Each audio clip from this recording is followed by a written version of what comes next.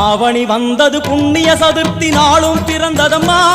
அதிகாலை முதலே மனையில் மங்கள மேளம் ஒலிக்குதம்மா கஜமுகனின் வரவை காண குடும்பம் வாசலில் கூடுதம்மா மா கோலம் இட்டொரு மனை மேல் வந்தான் ஆரத்தியாகுதம்மா கணபதி ராஜா வந்தார்